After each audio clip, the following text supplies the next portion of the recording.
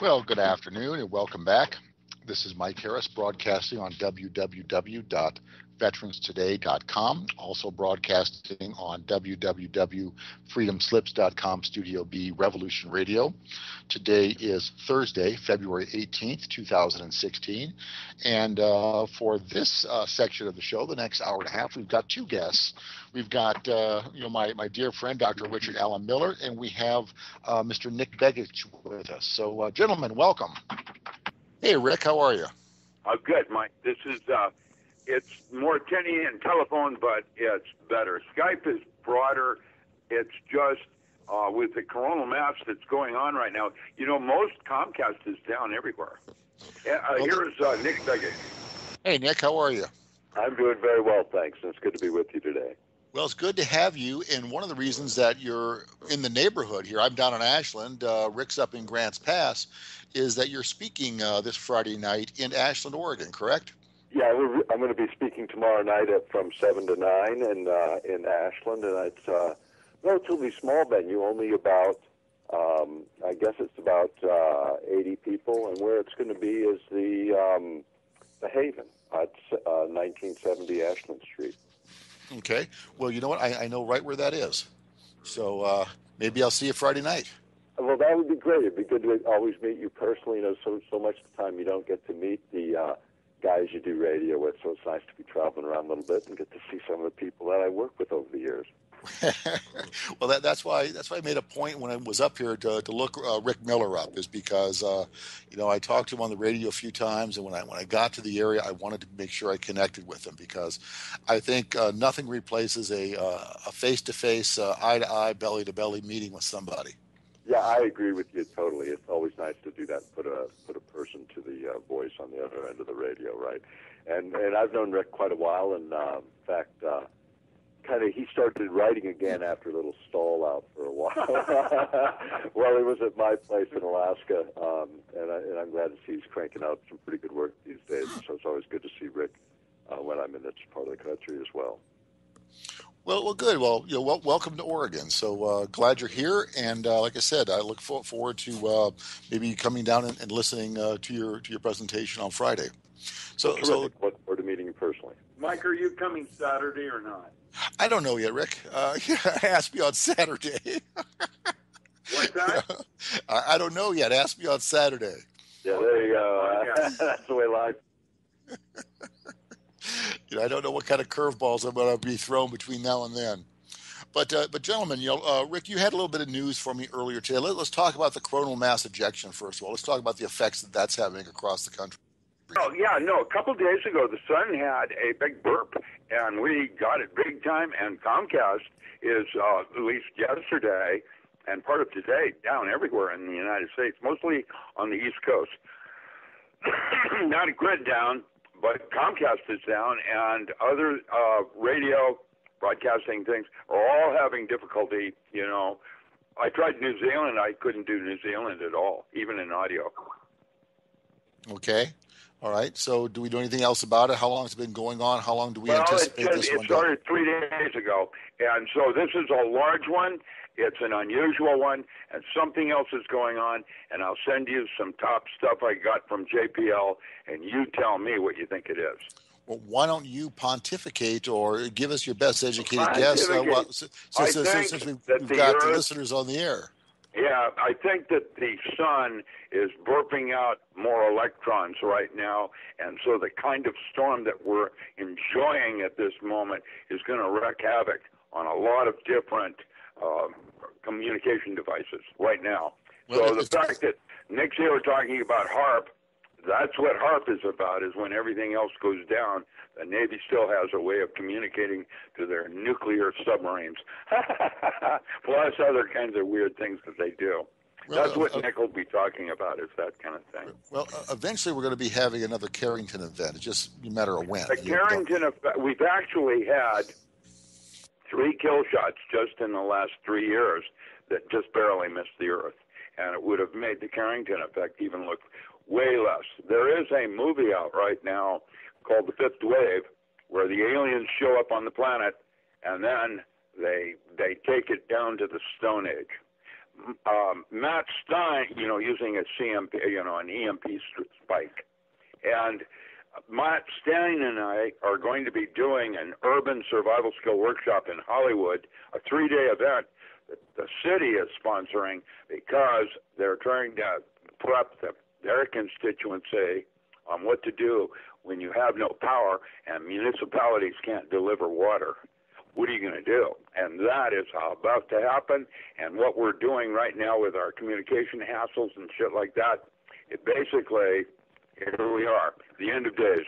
And it's going to happen. There are going to be some more things happening. What and when?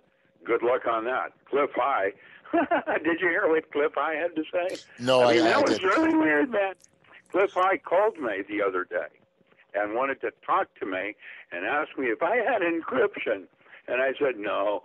And he said, I'll get back to you. And it had to do with time travel.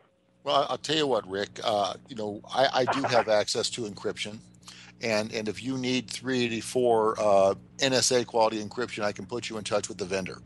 And well, I don't have any money. No. We'll get you a complimentary copy to evaluate. Complimentary, yeah, kind of like what Apple was asked to do for the FBI.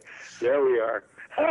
Well, this is above and beyond what the FBI or the NSA can contend with, and this has been developed by a group out of MIT, and it's ready to go to market. We're expecting to have it out here very, very quickly. You know what's happening is Lockheed's teleportation laser, and the one that drops information in group doubles so it cannot need encryption, it drops it into specific packages, no longer needing encryption.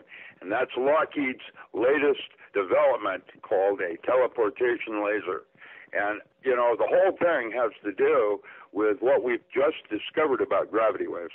This is going to revolutionize our whole thinking in the field of physics and where we're going. It's unbelievable. Keshe, I know you wanted to talk about Keshe. Well, he was just on. He was just on in the previous half hour. What's that? He was just on in the previous half hour announcing a conference he's having April 21st and 22nd in Dubai. So you're invited if you want to go. No, thank you. I've had enough, what is that called, anomalous circumstances in my life. I don't need any more. Controlled substances. I do not want to go to Dubai for anything.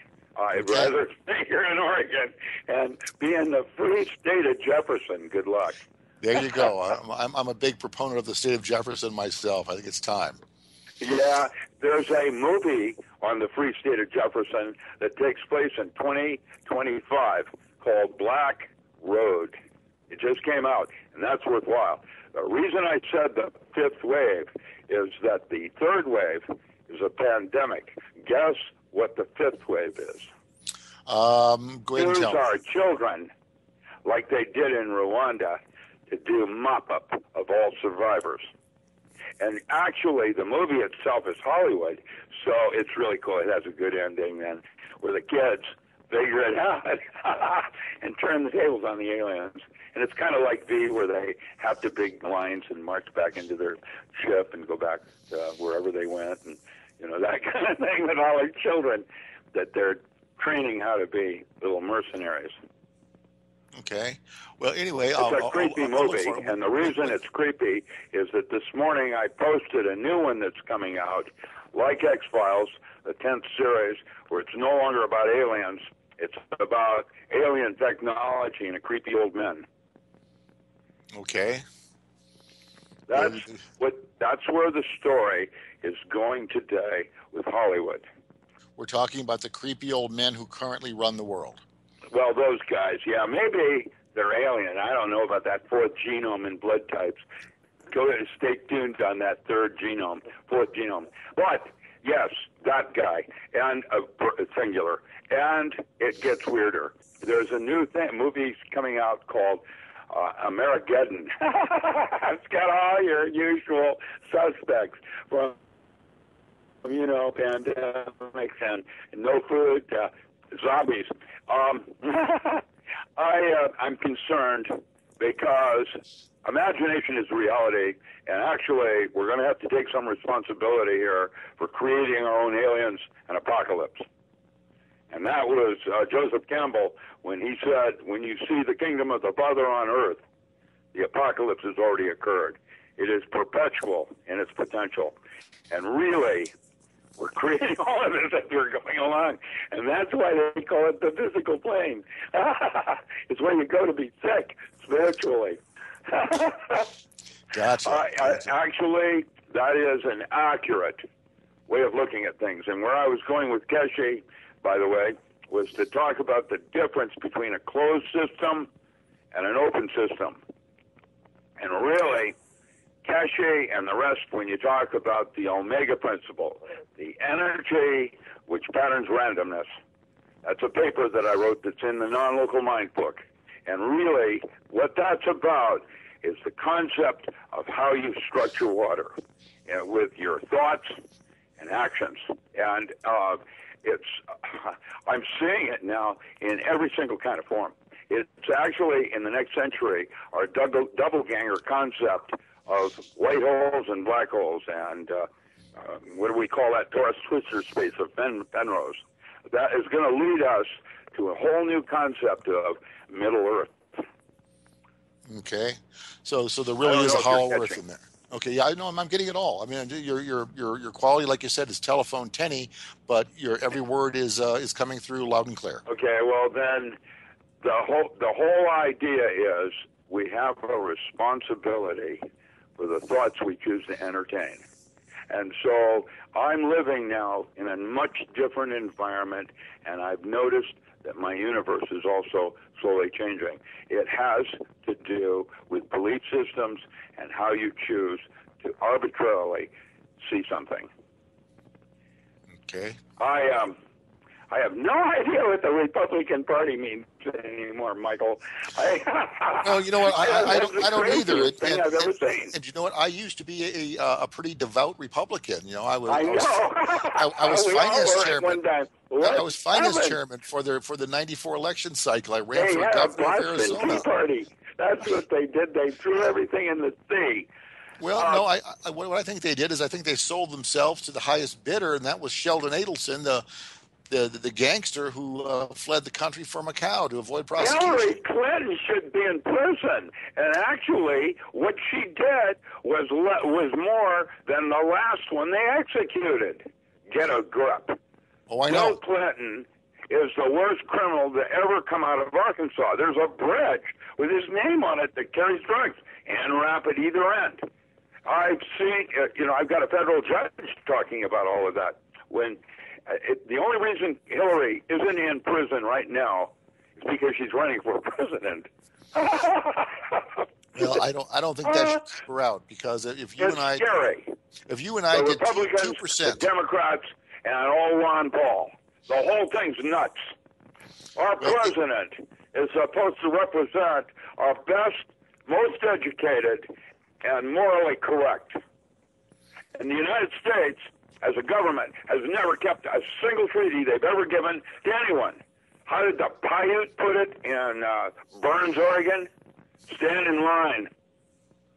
Yeah, stand in line. Well, here we are. And everything's infiltrated, which means you can't believe anything that you're seeing or hearing. Now, you can deal with people you've known 10 years.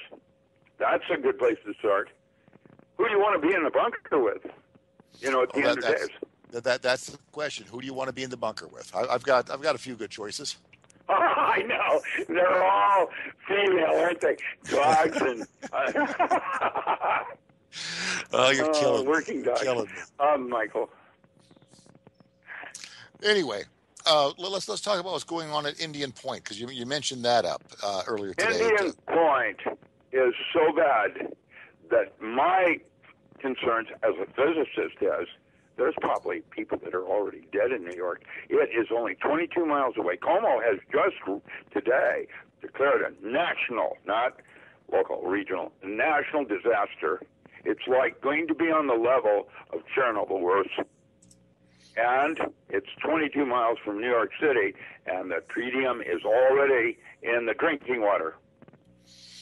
Okay, so do you think it was an accident? Was this deliberate? They're measuring it. There's Energy News has got a whole series of articles on it this morning. It's not cool, and nobody knows. I don't know. I know that all the Daiichi-like plants in America are leaking. Every single one of them, including Tennessee Valley Authority down in Asheville. Well, Rick, we've had this discussion on the air many times, and that is, if I was dictator for a day, I'd shut everyone in the world down. Well, you have to do that, and that's just even assure that the seventh epoch is even possible. Shut them all down, and after we're all gone and dead, and we crawl out of caves that start a seventh epoch, there's nothing to crawl out of except the black slime mold, what they call black goo, from Galactic Center. I'm concerned, and I'm concerned that nobody's getting it. It's like boiling the frog. The frog will never know that it's getting too hot until it's too late if you turn the heat up slow. Mm-hmm. And when you watch chemtrails dropping things down and you look around 2 years later that everything is dying, all the trees have death on it now. You can see it. Why are we not saying something about it? That's what Nick's doing Friday night. Well, in Ashland, the Oregon Blue Skies Project. Listen, everybody is waiting for somebody else to do something. It's not going to work like that. Well, Rick, guys like you and I, we do something every day. Guys like Nick do something every day. We all do this. This is something we work on continually. It's the rest of the people out there. How do we motivate the other 7.5 billion people on this planet to do the right thing? Theoretically, if you're enlightened, that should be the enlightenment of the universe. That's the way that works, according to my Bible. And so as long as you're doing it, and you is the person I'm talking to, as long as you're doing it, it'll happen. That's how it works. Well, I hope it's happening quick enough. That's all I can say. I hope. The last evil in Pandora's box. See, the way ESP works is not that you hope it works, it's that you assume it, and the moment you make the assumption is when it happens. Mm-hmm. That's because of the relationship of time in a cavitation ball. The past and the future are actually the into, the out of. They're totally, absolutely, simply connected with the present. And that present is called the moment. And when you get involved where you're like caught up in a timeless motion, that's where the poetry happens. So here we are. Take responsibility for the thoughts you choose to entertain. That is what colors our reality. Okay. Words of wisdom there, folks. Live by them. Well, I don't know about the wisdom part. I'm just hammering myself into submission to believe it. I mean, what else have I got to do? I mean, it's crazy. I don't have the answers. I know I don't know. And my pay grade would suggest I probably will never know. That's how it works. It's one of those, never-ending, never-endings. It doesn't work like that. Well, it's like the journey. It's not the end of the world. It's the journey. As a GS-18, you had a pretty high pay grade. Well, yeah, but that is still, what did they call that to the president? Oh, yeah, plausible deniability. Don't know a thing about it. If you lie to him, he can't tell you the truth, so it's not his fault. That's how it works. Sadly, that is how it works. That is how it works. And intel, counterintelligence, that guy, that's by lying by omission. They don't tell a lie. They tell the truth, only they tell a portion of it. Well, Rick, let me give you an example. Let me give you an example of that. The guy gets off work Friday night. He comes home 4 hours late and tells his wife he just stopped off for a couple of beers. He didn't tell her he stopped off for a couple of beers and a few table dances at the strip club. That's a lie by omission, and that's what you're talking about right there. called the wise man says. You know, Well, less is more. Isn't that how they rationalize that one? he won't get Now, in I'm too going much to tell you trouble. what I'm going to do. I've done my tour. It's Nick Begich's turn. All right, Nick will be up next. We'll be right back, folks, right after this short break with Nick Begich. So stick around. Be right back after this break. Well, good evening and welcome back. This is Mike Harris broadcasting on www.veteranstoday.com, also broadcasting on www.freedomslips.com, Studio B Revolution Radio. Today is Thursday, February 18th, 2016. The guests for this hour are Nick Begich and Dr. Richard Allen Miller. So, Nick, welcome to the show. You've got the floor, sir. Hey, it's good to be with you. You know, and it's interesting all the things that are happening in technology today, and you know, kind of what my take on it is a little different in the sense of when I look at, you know, within a republic, within Democratic Republic at least, when you think about weapon systems and technology, most people go, you know, what does that have to do with me? But it really is what makes governments powerful and strong in the 21st century. If we look around the world, it's those that control the high technologies that actually control the destiny and direction in which we head. So, you know, from my perspective, we may not have to all be engineers and know how to build this stuff, but we ought to at least know enough about what the technologies can deliver and start asking the questions of, you know, what should we deliver? Just because we can do something doesn't mean we necessarily should do something. And this is where, you know, within this form of government, at least, we sort of get involved and engage and actually are supposed to direct the show. And when you think about it from the standpoint of the Congress. And my father was in the U.S. House. My brother had been in the U.S. Senate. And here's what happens on the really, really intense technical things that are going to change the very way in which wars are fought. They go into a closed conference. This is a closed committee hearing where staff can't come in, you can't take notes, you can't discuss whatever you learn there with anybody outside of the conference room. And none of those people sitting in that room listening to the Dog and Pony Show or the Air Force or Navy or DARPA or whoever's doing it, they don't have enough intelligence to even know what to ask because they don't have the background. They don't have the science background. They don't have the technical background. And so when you think about oversight, there really isn't any, starting there and then going throughout the bureaucracy and the kind of the attitude of folks within government, whether it be the Pentagon or your local school district, is they don't worry about the local officials. They kind of roll in and out, you know, with the election cycle. But bureaucracies live on 30, 40 years, however long a person's career is, and, you know, you kind of indoctrinate the next generation into how the show runs. And it runs much differently than most people actually recognize. Well, technology is even worse. That is an extremely legitimate point that I've been making for a very long time, that one of the reasons we have such malmanagement of our country is because, you know, the politicians are window dressing. You know, the Congress has got to be reelected every 2 years, Senate every 6. If they miss one cycle, they're gone. But the bureaucracy that's behind them is going to be there for, 30 years or more. Well, forever since the founding of the country, you just kind of do the handoff. You know, every generation of bureaucrats sort of hand it off. And there's a lot of nepotism within government stretching back to the revolution. So that there's nothing new in this. It's just, you got to police it differently because now you have the backdrop of a technological society where virtually everything about you can be tracked and is. And for the government's sake, right, I mean, for our safety and security, I mean, it's the biggest pile of trade-off in terms of national security against personal privacy. Think about it. The door to your house in 1776 meant something. But the door to your digital doorway, where your real information is something that's not even in your house.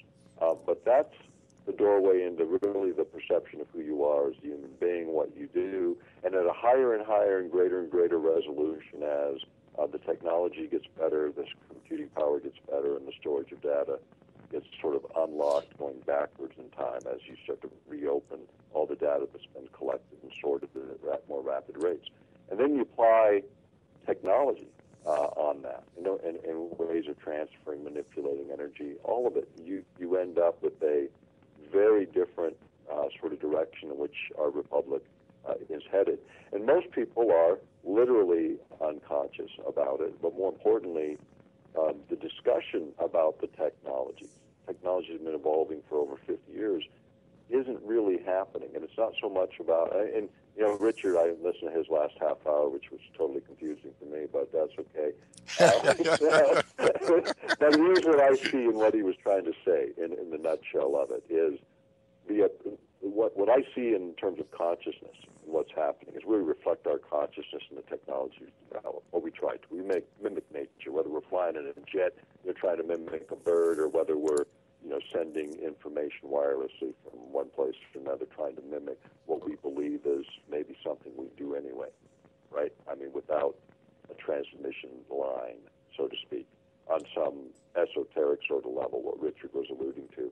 And I think the science, the physics of how the consciousness works kind of bears all that out in a lot of different ways. But as creative persons, we have these huge potentials that we manifest in our technology. And at the same time that we're doing all this destructive work around the world with these technologies, we have the potential, I think, to turn that a different direction. And I think that's what our hope is and all of that. And that's why you do radio and I do what I do and Richard does what he does, is to try and see if maybe we can stimulate a little different direction. Well, we're trying to steer this thing. We're trying to steer this thing in a positive direction. But your earlier point that you made about our Congress and our Senate, who are elected to provide oversight to the technology, you are spot on. They don't have a clue about what the technology does and means. They are the deaf, dumb, blind kids.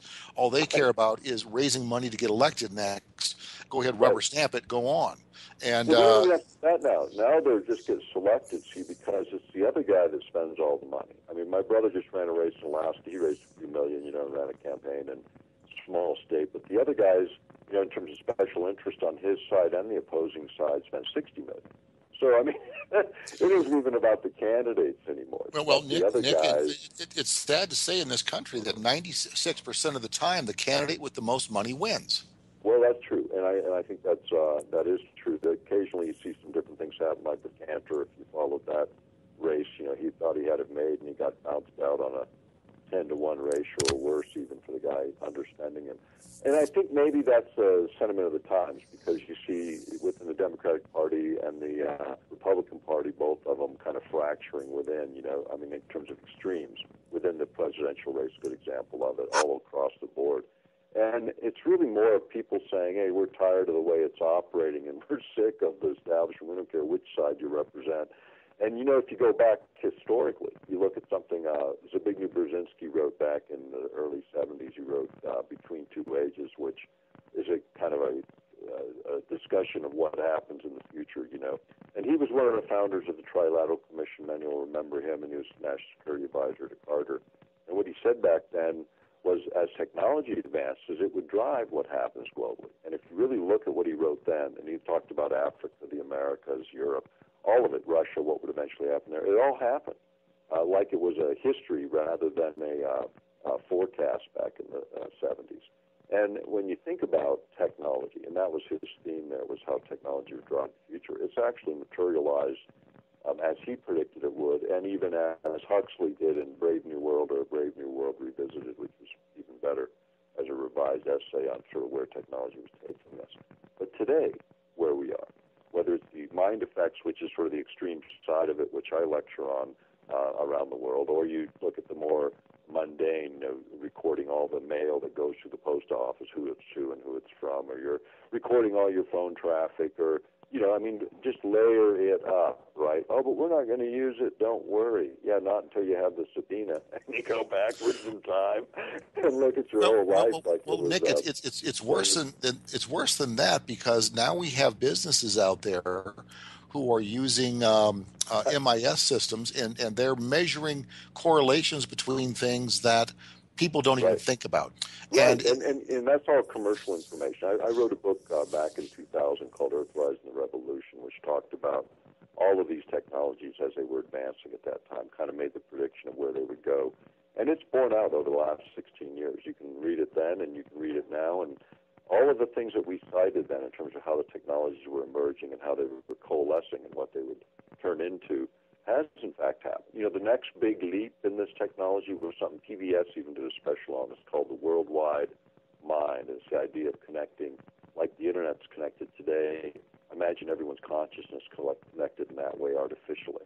And whoa, I think it happens anyway. I don't think we need any artificial play on that, but that is, in fact, where the technology goes. When you look at the Air Force electromagnetic director of the Air Force in June 2004, they had a publication, Technology Horizons, where they talked about controlled effects, and these are the idea of stimulating either hardware or software, in terms of computers and machinery, or ultimately the human being being able to artificially create all of the basic five senses, and then adding in even the anomalous ability to manipulate anomalous human capability using energy as sort of the technology of the future. This is where all of the research goes when you start to look at what is it really about. It's a battle for consciousness in the sense of a couple of contracts, DARPA were for looking at a brain in action, seeing what actually is going on there and being able to measure it, the complex signals that come from it, the emanations that come from it, and then deduce or correlate that with brain thinking, actual thinking and imaging and all of that. And then on the converse of that, being able to artificially create those complex signals and generate them back. So I think to induce those signals in someone, remotely, essentially. I mean, you can right. you put them in put them in the MRI, measure what the brain is doing while they're in rage, and then you can right. go ahead and project that upon them, at a future place, and right. induce that state whether they want it or not. Right, and you can do that on a gross basis, by looking at large modeling of large populations and then creating those kinds of signals. And here's what Persiger said at Laurentian University when he was looking at this. He said you could create a complex signal in the environment that create that general sense of dis-ease or agitation, and then do something as simple as run your normal press releases through the media at 6 o'clock on the news and point all that energy towards some ethnic group or some latest cause or whatever it is. And a certain amount of energy flows that way. So like in election cycles, 2 or 3% matter, that matters. Easily to do, as simple as that, to move the herd, so to speak, by disrupting brain functions so they actually move as a herd. Because you just have to do that. The simplest way is a little anxiety and a little fear. And if you look at brain activity and an EEG under those conditions, you can't reach higher states of awareness. You cannot reach the states that are associated with creative and intellectual and lateral thinking. You reach the flight or fight response, and you move with the herd. And that's as simple as it gets. And that type of technology has been around for decades. And even without some electronic version of it, it's the Baptist minister's method on Sunday morning. Inject you with enough fear, disrupt your circuits, and you'll run for heaven until Monday morning. When you wake up from your stupor. But the fact is, fear as a motivator only lasts so long, and intrinsic motivation based on higher order thinking is the order of the day. That's the essence of the next revolution, incidentally, from my perspective, is consciousness awakens, people then start taking action individually, and things begin to change. And it really is that. It's as simple as what Rick was trying to say earlier. I think we all do our bit, and at the end of the day, there's a lot of bits that add up to something. Well, I hope that it is all cumulative, because, you do what you do, I do what I do, Rick does what he does, and I hope that we're all pulling the rope in the same direction, trying to make some progress. That would be good. That would be good, too. Occasionally it doesn't happen that way, but you know what? I think in the long run, people do wake up. Americans, I know, we're always like the 5 minutes to midnight sort of people. We sort of wait till it's really bad, and then it's, get out of the way. And I think we're going to do the same here. I think that's just our nature. But we're going to go through some really rough times. I think that's what we all kind of see also happening right now in terms of how the dollar works, how economies work, the kinds of subject matter I'm sure you cover on your program. And when you look at all that in the bigger picture, we know there's a lot of rough places coming. But on the other end of that is the potential, because human beings, we are pretty good at surviving things and actually evolving from them. Out of our misery comes something new. So let's hope that is the direction that we eventually end up through this next cycle of really bad news, because it's inevitable. I think we all see it in certain respects, and maybe we can slow that down a little bit, or at least mitigate the damage. I think the best we can do is keep trying in that direction. So what do you think we're facing? If you could identify what the top 3 or 4 upsets are going to be, what would you guess they were? I would say a couple things. First of all, economics. The dollar is so overinflated. The way currency runs and the way it's manipulated has got a lot of risk in it. Now, what could stop it from just a total free fall at some point is probably another war, and that's real possible too. If you look at the Middle East, you look at what's happening there along the Turkish and Syrian border, you look at what's happening in Iran, what's happening with oil supplies, and what's happening with Russia's influence in the Middle East, and oil supplies, what's happening with their economy. Just looking at that whole sort of big picture, we've busted the ruble in half over Saudis turning on the taps, at the same time wiped out a big part of the fracking, which is building energy independence for the United States all in one big swoop. And it looks like it was all by accident, but I don't think so. It really does serve a certain interest to have oil busted back to 10 to 20 bucks a barrel to sort of shake out the competition and create the independence or interdependence rather that we had before. But the dollar is no longer the currency of pure choice for oil and gas and energy generally. Energy is going to flatten out. There's a lot of risk for the oil industry, and I think the taps are open wide to drain the last dollar out of the industry that I think in the long run fails, because alternate energies, even the conventional, but even the unconventional, are I think at our doorstep. At the same time, moneyed interest, the big interest, control 300 families, half the wealth on the planet. They'd like to keep it. There's a lot of people on the planet that don't think they ought to anymore. And so, that's going on, and that changes the dynamic. I think that's a big deal. I think the more people talk about that, the better off we all are sort of looking at that. Because I don't think there's a shortage. 7 billion people can be adequately supported by the resources that exist on the planet. What we have to shake is the manipulation of currencies and economies and these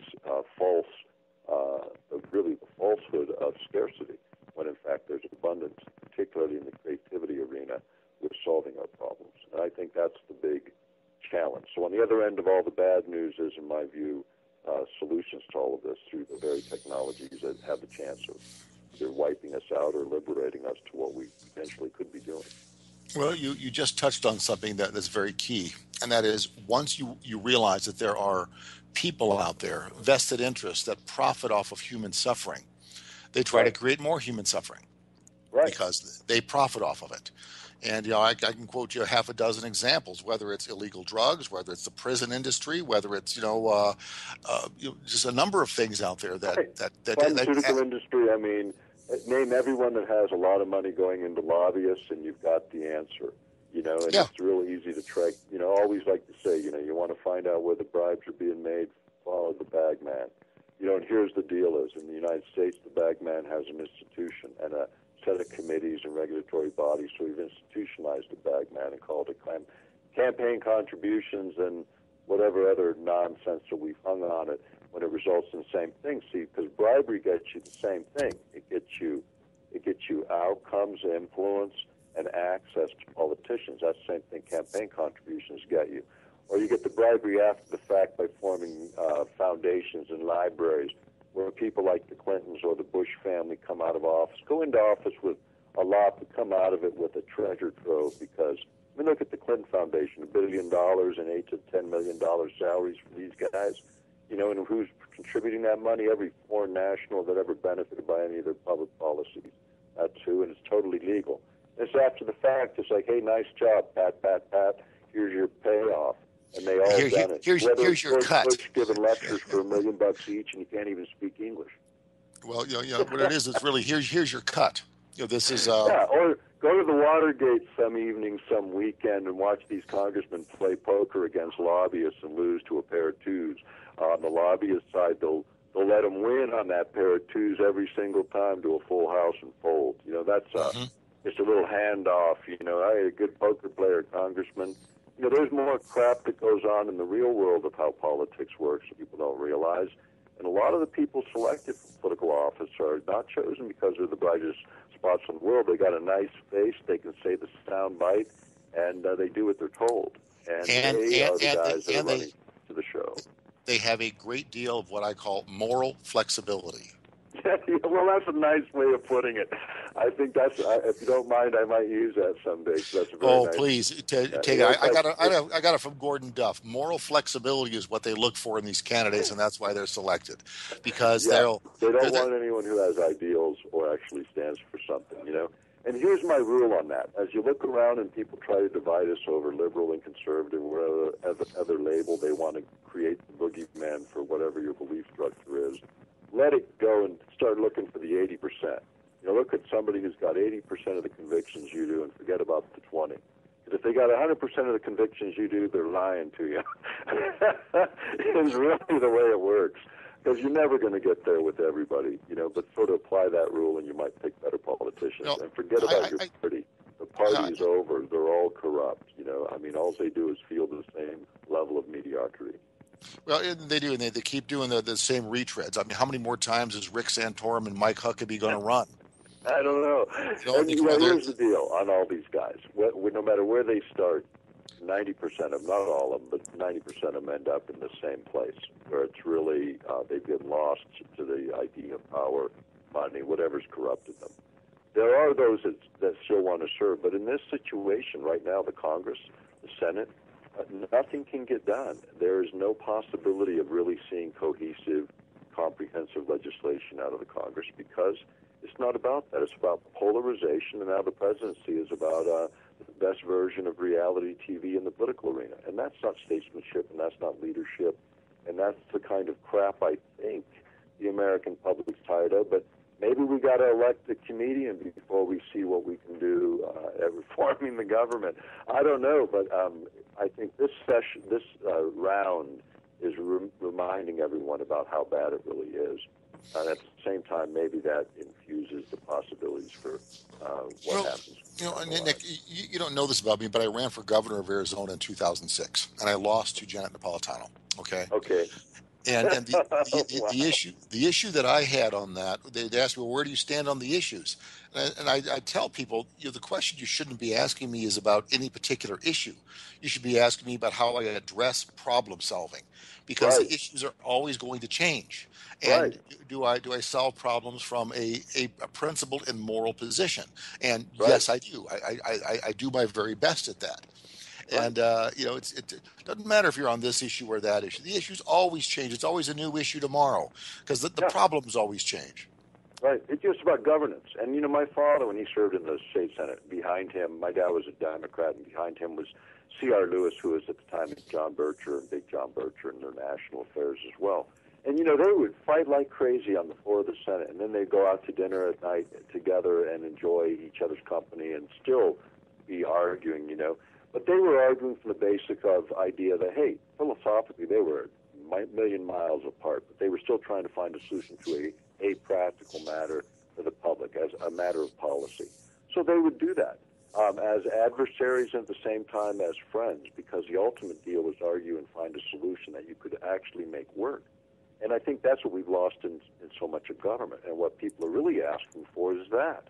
How about putting a little more civility back into it? And how about having a debate that's just as lively as the one we have, but keep the civility of it together so that you can still break bread as friends and maybe find a solution at the end of the day, instead of just carrying on the combat that leaves the Congress with a 7% popularity rating. So bad you wouldn't even fail them in school if you were a teacher. They'd be in remedial education for a few years trying to catch up. Well, it's all a point of view. The crowd we have now running the government. I've always thought that the mission of government is how do you do the most good for the most people, the most effectively. And these guys don't see it that way. Like I said, they're busy kowtowing to those who profit off of human suffering. Right, that's true, and I think that's again a lot of it is just the way we put money in the equation, how that operates. I mean, my view is, I don't think limiting terms is the answer. I think that would even make it worse. Actually, what I think we need to do is flatten the money. If they're going to give freedom of speech to corporations, for God's sake, I can't imagine this, but I guess they have. We need to then cap it all at $100. Whether you're an individual or corporation, $100 each. That's all you can give. $100 is now everybody's equal. Well, the and other now thing, try and run an election without people that actually believe in you and actually put some shoe leather on your campaign, because that's the only way you're going to win. Well, the other issue is we had McCain-Feingold. And before McCain-Feingold, if you were a congressman from Iowa, you had to raise your money in Iowa. Right. And after McCain-Feingold, you can go anywhere in the country to get your money. You can go to New York, you can go to Hollywood, you can go to Florida, anywhere you want to go. Raise money, just get elected. And, right, and that is a problem. I mean, look at Alaska is a good example of that. Is we only have 750,000 people, more or less, that live in the whole state, and only a couple 100,000 are even registered to vote. And they spent $60 million besides on just one U.S. Senate race, and that's just insane. I mean, you could have solved homelessness in our larger city with that kind of money and an endowment forever, on one campaign cycle. You're looking at about to the point where it doesn't even make any sense, because it doesn't need to make sense. It's about power, it's about money, and it's about influence. It's about corruption. Whether you're running across the border to America from Mexico, or in America being enslaved in some weird thing that makes you think you're free, it's the same game. It's corruption at its core. And that's really what people need to attack to get to the root of all of the symptoms that you deal with in your show, program by program, because those are the underlying symptoms of corruption of the human spirit, manifest in government, manifest in business, the arts, politics, anywhere human beings play, religion, I don't care where it is. And that's the corruption that needs to end. And that's where a different way of looking at the secrecy syndrome of the country in terms of our technology, in terms of our military science and other areas, we need a very different approach if we're going to remain free as human beings, as souls on this planet. Or it's totally slavery, and that's where we're headed.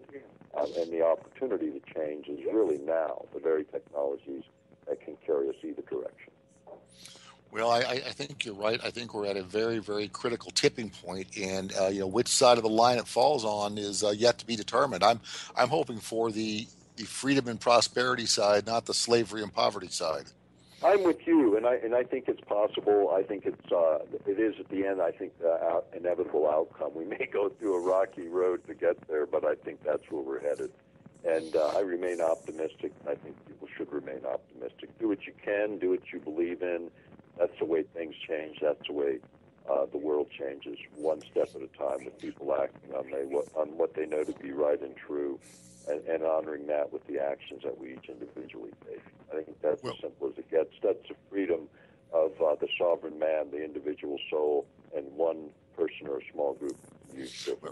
Well, one of the issues we have here is that so many people are so malinformed by the mainstream media that they don't know. They watch Fox News, they see the pretty girl says this is true, they believe it. Yeah, I don't watch the news anymore. I gave it up 6 years ago, best thing I ever did. And I seek out the news. I take and tap into the global news feed according to my need, rather than the other way around. Because as long as you're tapping into it sort of selectively, looking at those things that are of interest to you that you can do something with, there's a lot out there. You can get anything you want, any way you want it. But why be the program? Why be programmed by the news, which is the way most of us function within our society? That's why they call it programming, because you're not watching they're not talking about the lineup. They're talking about the response they want out of you. They're programming you, your kids, as you watch it every day. Right. Yeah, I think even about one of the leading networks, they even tell you right up front, it's CBS. They even tell you right up front. CBS, when you get right down to it, even the metaphor hits you right in the head, and you don't even see it. But the fact of the matter is, that really is the metaphor, isn't it, for the 21st century? It is. And that's where we are. So be selective in what you read, be critical in what you see and think, and when people want to change your mind, look it up. See whether it even makes sense, because most of it is CBS. Nick, we're at a break point, so hang on, folks. We'll be right back in a few minutes more with Nick Begich and Dr. Richard Allen Miller. We'll be right back after the short break. Well, good evening and welcome back. This is Mike Harris broadcasting on www.veteranstoday.com. Also broadcasting on www.freedomslips.com, Studio B Revolution Radio. Today is Thursday, February 18th, 2016. And our guests for this final half hour are Dr. Richard Allen Miller and Mr. Nick Begich. Welcome back, gentlemen. Hey, it's good to be back with you, and Richard just stepped away for a moment, but he'll be right back. Okay, good. Well, Nick, why don't we talk a little bit about your program up here in Ashland? Why don't we, just give them an overview? Most people are not going to be able to attend. Like I said, it's a limited venue, maybe 80 people. Right. But why don't we talk about this a little bit, and share what the program is going to be? Okay, it's going to be tomorrow night, Friday, February 19th, from 7 to 9 p.m., and it's going to be at the Haven, which is at 1970 Ashland Street in Ashland, Oregon. And it's a suggested donation, $5 to get in. There's 80 people, and we're going to talk about HARP, and we're going to talk about mind control, mind effects. Related technology is going to be the main subject matter. And, in the last segment we were talking about personal privacy and personal liberty, and just sort of the underlying theme of that, at least for me, when I look at, you ask me, what are the top things? This would be the top item on the list for me, in the sense that you think about free choice, free will, if you will, something that even in most religions, traditions, God doesn't even interfere with. This is what man is manipulating. The idea of manipulating human behavior is so repugnant, at least to me. I consider it the most important issue. Because, think about everything we do, anything about the First Amendment or any of it, it's all predicated on free thought, right? To be able to think freely is so fundamental to what we are. Who would have ever thought that this would be the purview of experimentation by governments or manipulation? But really, that's really it. And when you think about the power of manipulation, just in the simple forms of propaganda and what that did to the population of Germany prior to World War II, and then the atrocities that came, in the next 4 years of that war. When you think about how easy it is to move populations, and you start laying on it again these technologies, that to me is sort of the biggest and most important thing. So we'll talk about that in that context. But then on the flip side of that is sort of the other side of it. What can you do to enhance human performance? Given what we've learned about the brain for sort of weapons applications or manipulation for the wrong reasons, what do we know is coming? And what does that represent? What do we know is here right now? Can we do things that improve our brain coherence so that both hemispheres, right and left, work together? Well, we can. And so we'll demonstrate some of that technology in the lecture. We'll talk about it and talk about how to improve the way the brain functions. People always ask me, what's the defense against all that stuff? It's sharpen how your physical body works in conjunction with the rest of your system. And then your thinking will be more clear and your possibilities greater. And that's really the direction in which I think. Okay, let me read between the lines here a little bit. Did I just hear you say we need to exercise so we think better? Yeah, there's a lot of things. Just simple things like breathing as an example. If you engage in things like rhythmic breathing, and there's a lot of traditions that even talk about this, what it does is it sets up the situation. First of all, you oxygenate the brain, which is kind of a no-brainer, right? Pardon the pun. But then the other part of it is you actually, in certain kinds of rhythmic breathing, the brain slows down and falls into a certain rhythm around 7 or 8 hertz pulses per second or vibrations per second. This is associated with the low alpha state, associated again with creative thinking and a lot of really powerful kind of work that you do with your brain in terms of learning environments and creative work, where you want to be for being awake and aware, so to speak. So when you think about just something as simple as that, and then you can apply certain technologies like brain biofeedback techniques that teach you, for instance, in the forehead, your forehead and your muscles in your forehead will get tense when you're stressed out. You can measure that with what are called muscle potentiometers, real simple feedback loop that measures electrical characteristics in the muscles that then feedback and give you a tone. So you get a feedback in the ear of a tone when you're stressed, and the tone changes as you relax, as those muscles relax. So you can get a feedback system set up to actually learn how to relax or dissipate stress and fall into that state where the brain works more creatively, more analytically, less of the herd mentality or the flight or fight response associated with more incoherent kind of brain patterns. So you can apply technologies. You can use even drivers, light, flickering light, certain sound signals generated in a certain way. You can create what's called entrainment, where the brain locks on to those external signals and begins to mirror them.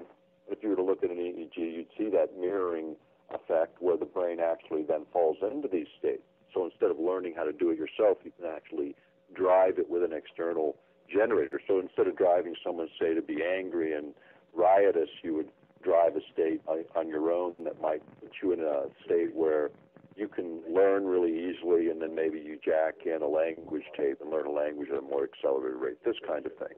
And this is sort of the flip side of that sword, right? I mean, which way do you go with the technologies? Because as we learn the principles on how the brain works, how it can accept information, how to broadcast information, and sort of how it functions as circuitry, if you will, then the overlays become much different, in terms of what we might be doing. And so then again, for education, think about this. In 40 years, one of the things that the military is looking for right now is the idea of taking memory sets, being able to take a complete memory set and sort of dumping it into your brain as a quick training course of an hour. Well, let me give you an example, because when you watch the movie The Matrix, and there's a scene in there where he says, "I learned Kung Fu." I've been training 47 years in the martial arts. If this guy can pick this up with one brain dump and be able to perform that well, hey, that's an extraordinarily valuable set of. Or the scene where she needs to fly a helicopter, she doesn't know how. They download it to her immediately. This is This is the concept they're working on, right? That DARPA's let a couple contracts out at the University of California a few years ago to kind of start to pursue that line, all right? And how far you go and how much is in the public is a fraction of what probably is really out there. But this is the direction. And now when you think about that in 20, 30 years being now applied out of this military sector of education. People go, oh, wow, that'd be great. Well, maybe, but it does a couple things differently, right? It bypasses the conscious and subconscious in a way that you don't have any critical thinking going on. It's just a download, right? I mean, you don't have the moral question, the moral compass applied. So whoever controls a curriculum at that point in time controls a great deal about moral compass of the planet as well. And this is, again, the direction in which science is going, and you can expect to see it in 20 or 30 years. So now is probably a good time to debate how far shall we go, right? And who's going to run the curriculum, and who decides what people know and what they believe. Because after all, the root of belief, as Richard was saying earlier, is sort of the root of creation, right? That's how it all springs forth. So controlling the belief system of human beings is what politics ultimately is about, what commercial advertising is all about, what all of it is all about. And we're just taking it to deeper, higher resolution levels that we as public should be as concerned as they were 200 years ago about people kicking your doorway in and invading your privacy. The privacy venue has changed, but the spirit of revolution in terms of protecting that should not change. Well, that's it, because you're right. It was before they would just kick in your door and ransack your house and search through all your private papers, if you will. But today we've got this gaping wide open thing here. You called whatever your web browser is, whether it's Google or Firefox, whatever. Right. They track everything you do. I mean, they're on it, like a dog on a bone. Yeah, and so here's what I think in terms of a simple piece of legislation is make it a criminal offense to retain data on anybody unless there's a commercial reason and you can point to it. And those usually expire within 6 months of the transaction, unless you've got a contract that runs longer, and they usually expire within a 7-year cycle. And all that data, whatever that contractual relationship is, they disappear at the end of that 6 months when the credit card bill's been due and the dispute can't happen or whatever that is. But your searches, all of that data, that should belong to each of us individually. It does not belong to corporations. I don't care whether they generate it or not. It doesn't belong to anybody but us individually, and we ought to be in control of the data. And we need to make sure the Congress understands what privacy means in the 21st century.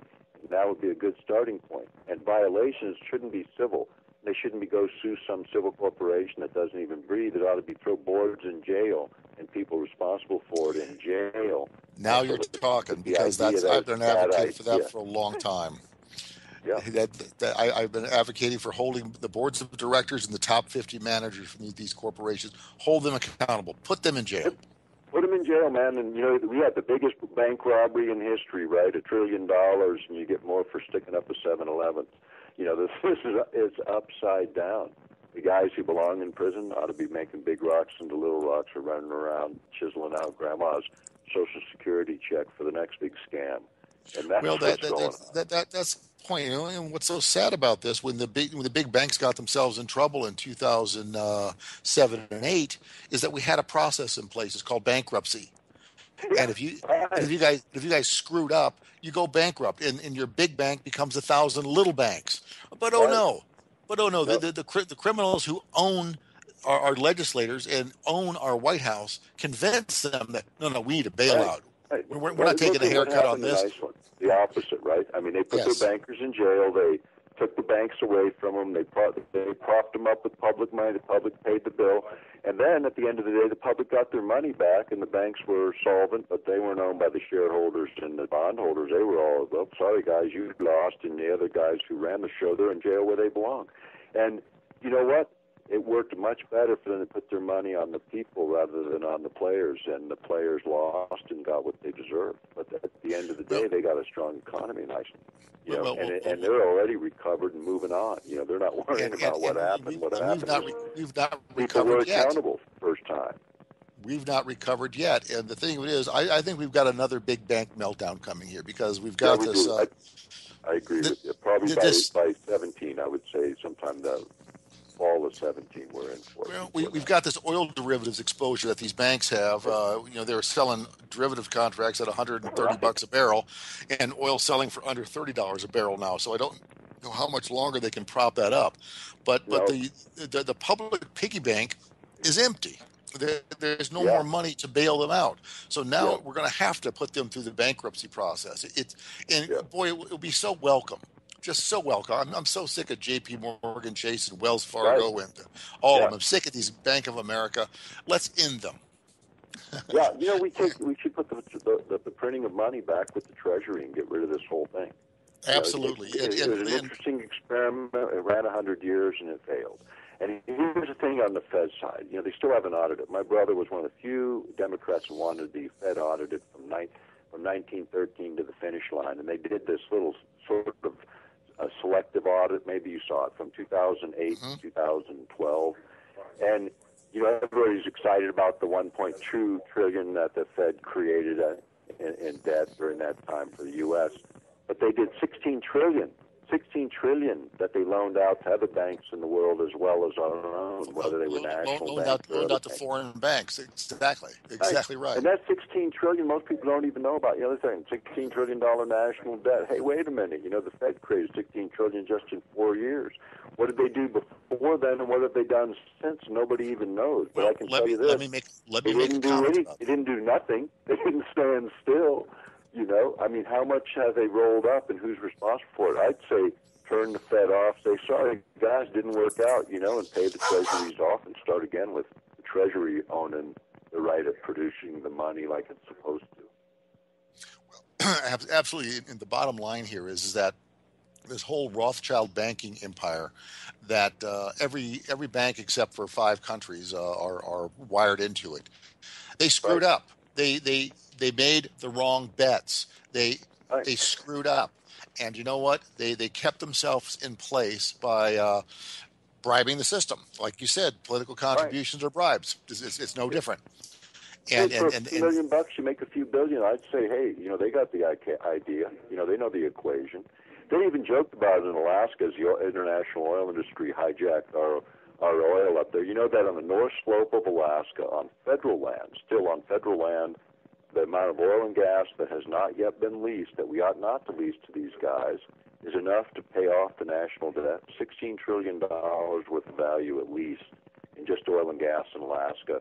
You know, Alaska is 20% of the landmass of the United States. We have more coastline than East, West, and Gulf Coast combined, and we got oil resources and gas resources run this country for 1,000 years. And the fact is, we own it in common. It's our public lands, and we're letting these oil industry, oil companies, multinationals hijack it, and they just bribe our legislature with their contributions for a few million a year and mothball it here while they rape the rest of the world because they got the best deal going. They got a safety deposit box backed by the U.S. military near the blood of our sons and daughters to protect their multinational wealth as they hijack the wealth of nations. And they're doing it here again, and they've been doing it for 200 years. And there's nothing new here, whether it was tea getting knocked off a ship or barrels of oil being slipped out of Alaska through the pipeline.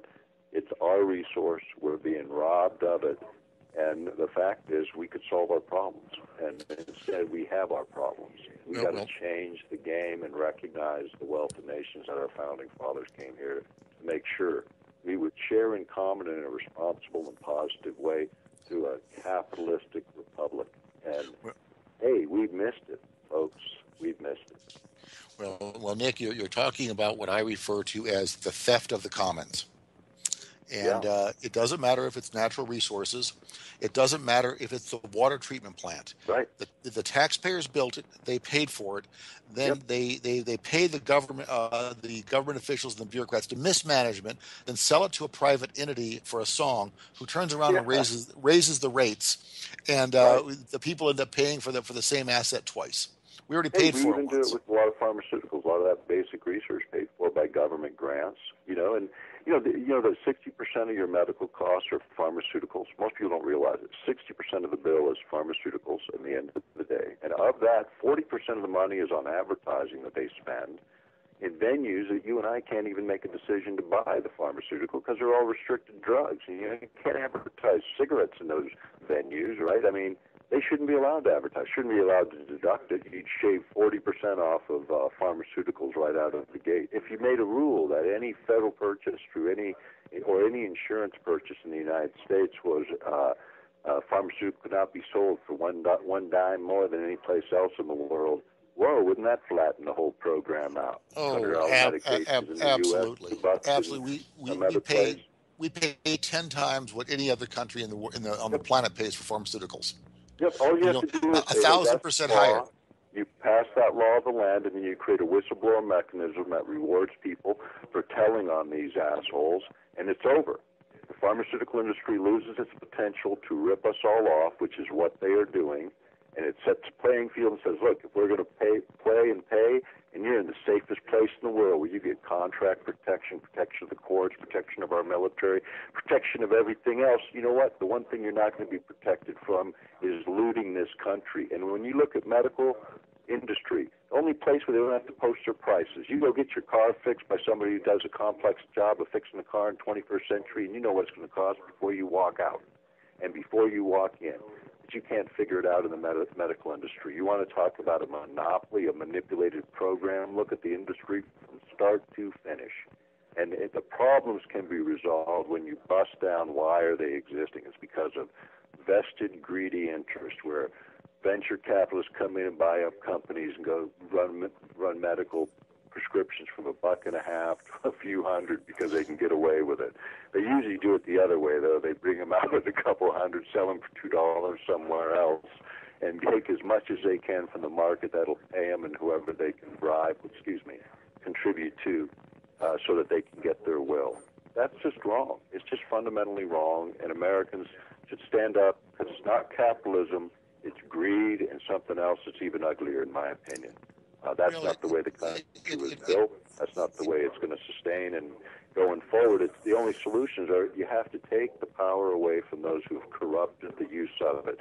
And our founding fathers warned us. It's happened. We don't need a violent revolution. We need a revolution in thinking, and we need to grab these guys and change the game. Oh, I absolutely agree. I'm with you. I am all for jailing the boards of directors and the top 50 managers for these companies. But the other thing that's happened is the private equity market. The KKRs and those guys. Whenever Reagan came through and wanted to deregulate everything to create more competition, it had the opposite effect. Everything's been consolidated. We used to have 55 national carrier airlines. We're down to 4.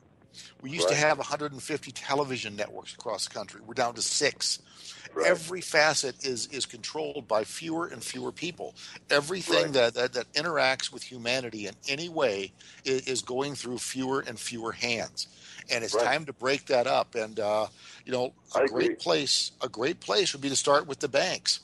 And I agree. And, banking. What should banking maybe look like? Maybe the banking needs to be nationalized again. I absolutely think it should. And it's so that money supply is really controlled by government and it's loaned out at a reasonable rate of interest, like that's associated with maybe the cost of printing it, managing the loans, and the default rates instead of these Well, arbitrary I like up the and model. down. I like the model that the productivity of the country, how much Yeah, you increase your GDP, is how much you increase your money supply. That yeah, your money great, supply is validated by the productivity of the nation, and right. And here's the thing everybody's about got a money piece of supply. It's a everybody's false got a stake in the anyway. game. But money supply is false anyway. We used to track M1, M2, M3, all that stuff. They don't even really do that anymore. But when you think about money supply, most of it's been created by banks as credits. I mean, look at the money supply increase from the advent of the Well, credit card in the money is not 1960s. money. We're not talking. Money doesn't exist as we know it. Money Right. is nothing of value. Money is a debt. Yeah, it's Is what nothing. that is. It's just airspace that's got a sucking sound attached to it, And here's the thing about it is, it's a great medium for exchange, and you're right. You increase it with the productivity so that it doesn't create inflation or deflation. It basically is. It goes as that exchange between goods and service to increase with the increase in goods and services. It makes way better sense. And let the government control it, not a bunch of banks charging us and playing the debt game. Do it differently, and we could do it differently. And I think if you look at the experiment of the country over its 200-year life, there's been a lot of different attempts to do national banking, and the Federal Reserve was the latest one, and I chalk it up as a failure that's running from itself because they won't even submit to a full external audit. That's a problem. Well, it Somebody is, controlling the and economy of the nation. it is, and it's time to. When the next banking crisis comes, it's time to force all these banks and the Fed to declare Yep. bankruptcy. Yeah, I agree. We'll go in and break it up and redistribute the assets among other people, Yep. because these guys obviously don't know what they're doing. They Yeah, I don't know agree how with you. they don't know how to run an economy. Yeah, I agree with you. When Mark was in the Senate and Bernanke calls him all screaming at him, because he wanted to audit. We audit every year. Bernanke says, and he goes, really? He goes, yeah, we have internal audits every year. And he goes, whoa. My brother says, well, great. Then you won't have any problem with an external audit, should you? And he hung up on him. That was the end of it. It's like, hey, these guys don't get it. Is accountability runs all different directions, and saving the bankers was the biggest theft since the railroad barons. I mean, this was bad. Or maybe you have to line up the S&L bailout, which was kind of the same thing. People already have amnesia and forgot about that. Well, we've had three big scams, three big financial scams since we had the S&L bailout, we had the dot-com bubble, which was a classic pump and dump. Right. Then we had this mortgage fraud thing, Right. and these are three big scams that have fleeced the American people, and they have particularly fleeced the pension funds. So now we're in a situation where the pension funds, where people work their whole life, they put money in for their pension, and it's time to collect, and there's nothing there because the bank stole it all.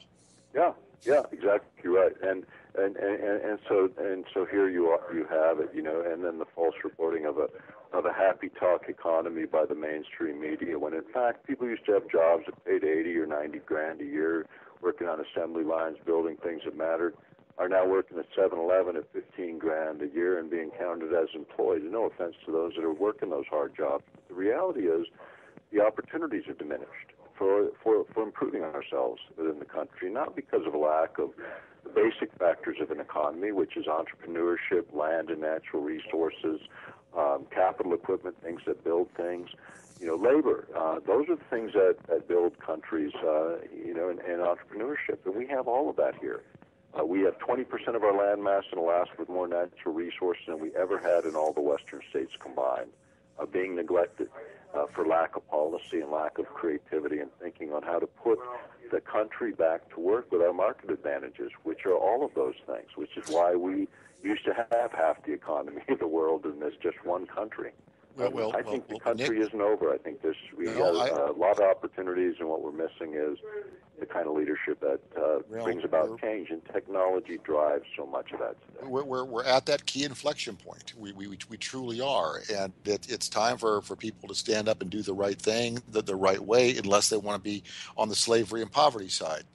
But I agree, totally agree. And I know we're getting close to the end of the hour.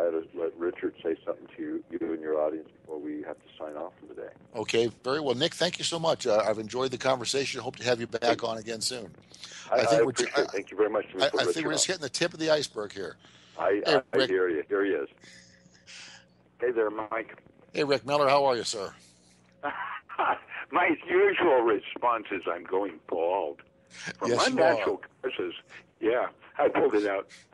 Okay, closing comments. Anything you want to tell the people before we run out of air time here? Well, Hollywood event should start something off.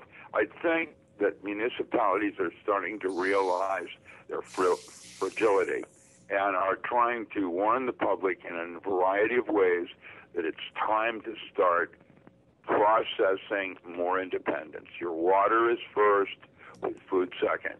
And so people are starting to buy locally more because, like, just here in Grants Pass, the food is, we've got literally half the food in Grants Pass. Both, what are the two stores? Hagen's are closed up for auction, and Ray's. That's 4 stores of a Safeway and the other. And because of that, Walmart. Well, Winco has just opened. It's literally half the food is on the shelves in Grants Pass, Oregon, and the public hasn't noticed yet. Well, Rick, we're out of time, sir. Got to let you go, but thank you so much, and thank Nick as well. Thank you. Have a good evening. My pleasure, Mike. Glad we could help. All right. Bye-bye.